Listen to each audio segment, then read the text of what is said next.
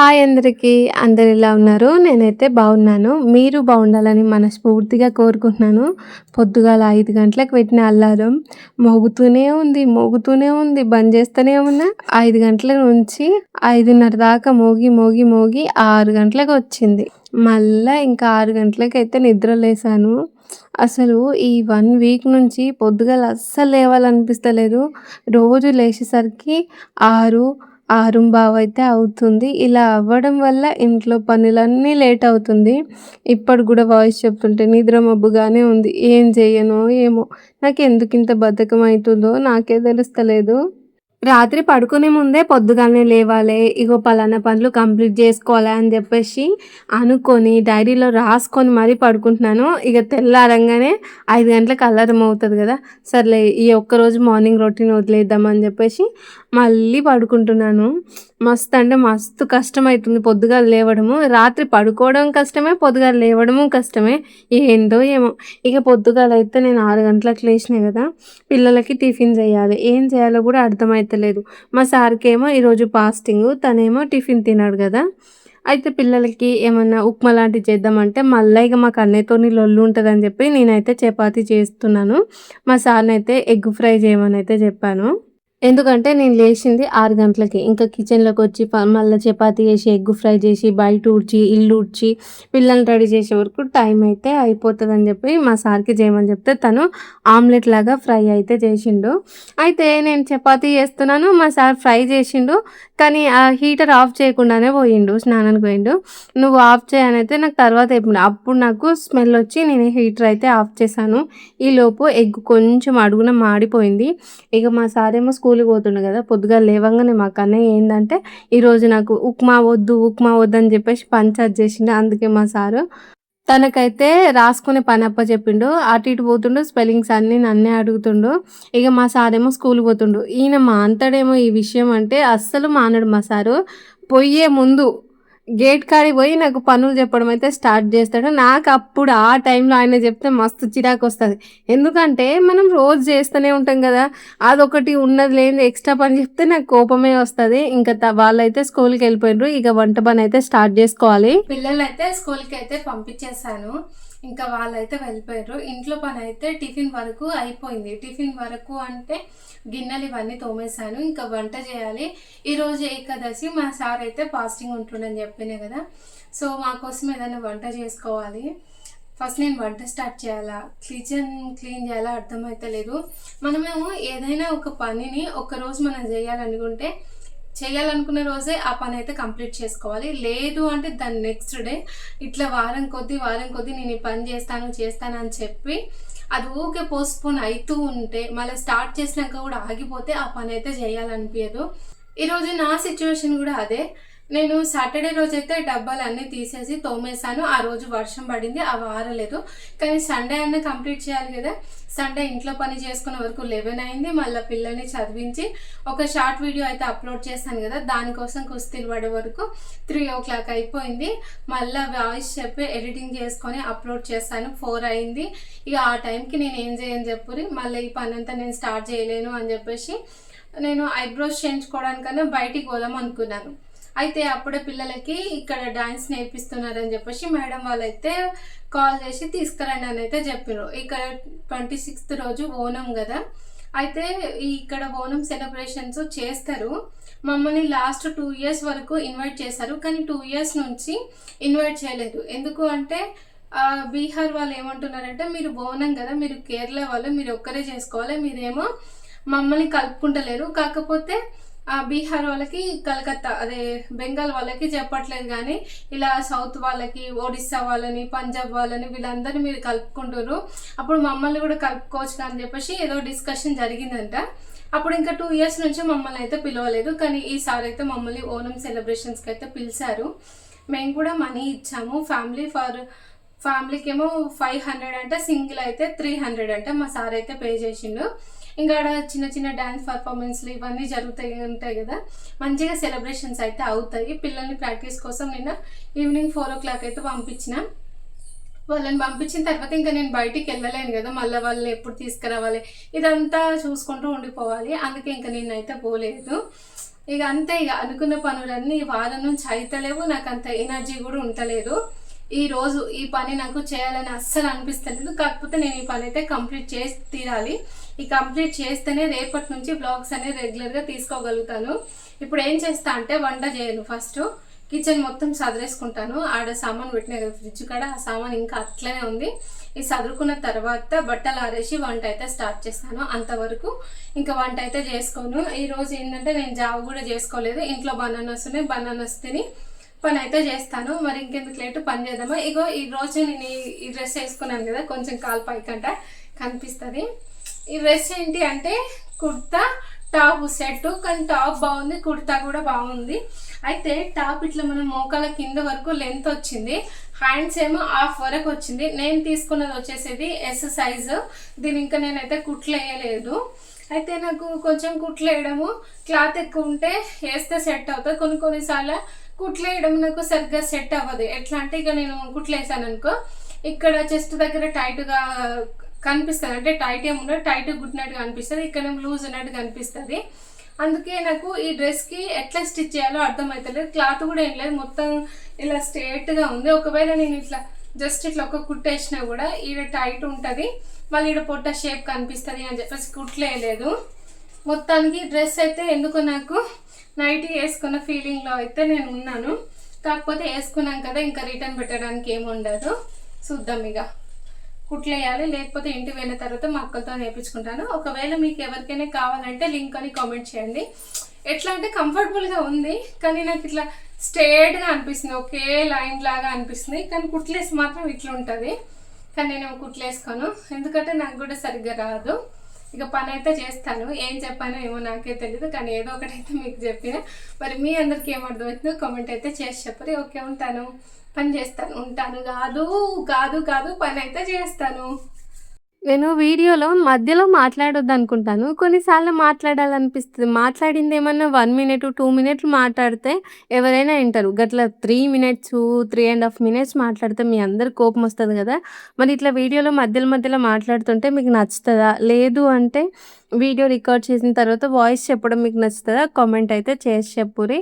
ఇక పని అయితే స్టార్ట్ చేశాను. నిజంగా చెప్పాలంటే పని చేయాలని లేదు, కానీ ఈ పనంతా నేనే చేసుకోవాలి, నేనే అయిపోగొట్టుకోవాలి. నాకు చేస్తందుకు కూడా ఎవరు లేరు ఈడ. ఇంటికాడ ఉంటే మా అక్కలు, మా అత్తమ్మనో అప్పుడో ఇప్పుడో చేసేవాళ్ళు.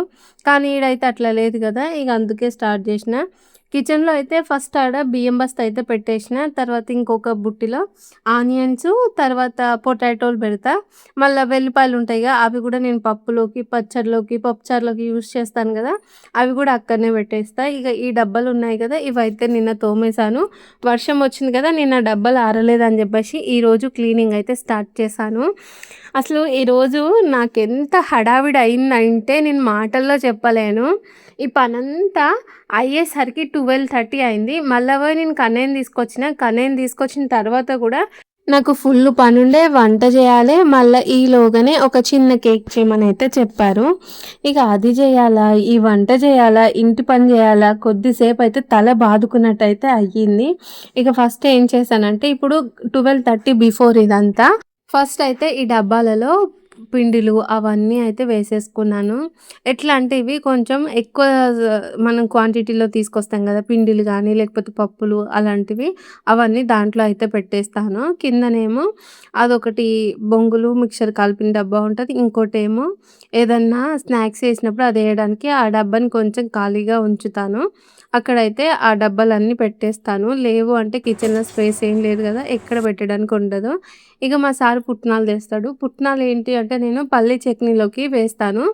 మళ్ళీ అప్పుడప్పుడు పిల్లలు కూడా ఇలా ఆఫ్టర్‌నూన్ టైంలో, ఈవినింగ్ టైంలో వాళ్ళకి ఎప్పుడు తినాలనిపిస్తే అప్పుడు తీసుకొని అయితే తింటారు. అందుకే నేను ఏం చేస్తానంటే వాటి పైన పొట్టుతోనే ఇక్కడైతే ఇస్తారు మనకు. ఆ పొట్టునంతా ఇట్లా మంచిగా ఆ చాటకి చేయి పెట్టేసి గట్టిగా రుద్దేసి చెరిగేసి పొట్టయితే తీసాను. ఇక ఇప్పుడు డబ్బాలలో పప్పులైతే వేసుకుంటున్నాను.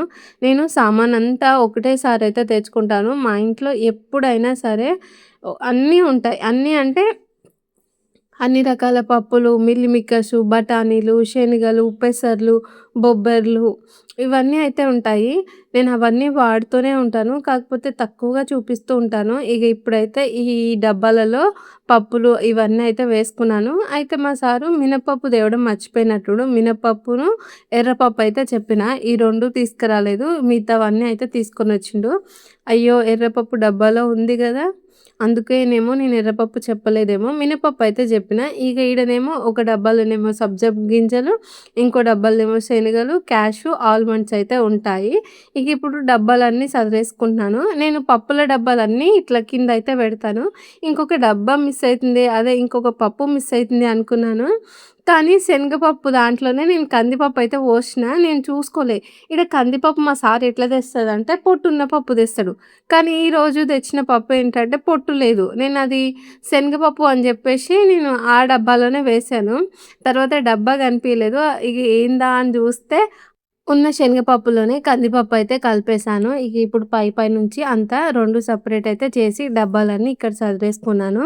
ఇలా కొంచెం మినపప్పు, పల్లీలు, పుట్నాలు ఇవైతే పైన పెట్టుకుంటాను. ఎందుకంటే ఇవి తింటారు పిల్లలు. పచ్చివైనా సరే తింటారు ఆల్మండ్స్ గూడా. అందుకే అవి పైన పెట్టుకుంటా. మిగతావన్నీ డబ్బాలు పప్పుల డబ్బాలు కిందయితే పెట్టేస్తాను. తర్వాత ఇగ దీంట్లో పసుపేసి పెట్టుకున్నాను.